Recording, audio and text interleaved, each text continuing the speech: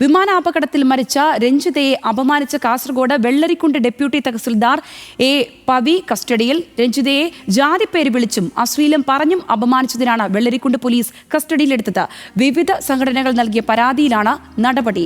കാസർഗോഡ് നിന്ന് Sareesh P K ചേരുന്നുണ്ട്. സരീഷ്, മന്ത്രിയുടെ വാക്കുകൾ കടമെടുക്കുകയാണെങ്കിൽ ഹീനമായ പ്രവൃത്തിയാണ് ഉണ്ടായിരിക്കുന്നത്. എന്താണ് ഈ ഒരു സാഹചര്യം? ഇത് സംബന്ധിച്ചുള്ള ഏറ്റവും പുതിയ വിവരങ്ങൾ എന്തെല്ലാമാണ്? ഇന്നലെ ഈ മരണവിവരം പുറത്തു വന്നതിന് പിന്നാലെയാണ് ഫേസ്ബുക്കിൽ ഈ അനുശോചനക്കുറിപ്പ് എഴുതുന്നത്. അതിന് താഴെയാണ് ഈ വെള്ളരിക്കുണ്ട് ഡെപ്യൂട്ടി തഹസിൽദാരായ എ പവിത്രൻ വളരെ മോശമായി രഞ്ജിതയെ അപമാനിക്കുന്ന രീതിയിൽ ദ്വയാർത്ഥ പ്രയോഗം ഉൾപ്പെടെ നടത്തിക്കൊണ്ട് കമന്റ് ചെയ്തത്. അത് വലിയ ചർച്ചയായിരുന്നു.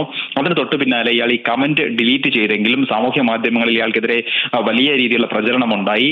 തൊട്ടു പിന്നാലെ ഇത് റവന്യൂ വകുപ്പിന്റെ ശ്രദ്ധയിൽപ്പെടുകയും മന്ത്രിയുടെ നിർദ്ദേശപ്രകാരം കളക്ടർ ഇയാളെ അന്വേഷണ വിധേയമായി സസ്പെൻഡ് ചെയ്യുകയുമായിരുന്നു. അതിന് തൊട്ടു പിന്നാലെ തന്നെ BJPയും ഒപ്പം തന്നെ KSUവും SP ഇയാൾക്കെതിരെ വകുപ്പ് തല നടപടികൾ മാത്രം പോരാ, ക്രിമിനൽ നടപടിയും വേണം എന്നാവശ്യപ്പെട്ട് പരാതി നൽകിയിരുന്നു.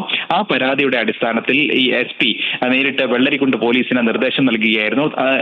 അതിന് പിന്നാലെയാണ് അല്പസമയം മുൻപ് വെള്ളരിക്കുണ്ട് പോലീസ് ഇയാളെ കസ്റ്റഡിയിലെടുത്തത്. ഇയാളുടെ ക്വാർട്ടേഴ്സിൽ നിന്നാണ് പവിത്രനെ കസ്റ്റഡിയിലെടുത്തത്. പോലീസ് കസ്റ്റഡിയിലെടുക്കുമ്പോൾ ഇയാൾ അബോധാവസ്ഥയിലായിരുന്നു, അതായത് മദ്യപിച്ച് ബോധമില്ലാത്ത അവസ്ഥയിലായിരുന്നു എന്നാണ് പോലീസ് പറയുന്നത്. എന്തായാലും നടപടിക്രമങ്ങൾ പൂർത്തിയാക്കിയ ശേഷം അല്പസമയത്തിനകം തന്നെ ഇയാളുടെ അറസ്റ്റ് രേഖപ്പെടുത്തും എന്നാണ് പോലീസ് അറിയിച്ചിരിക്കുന്നത്.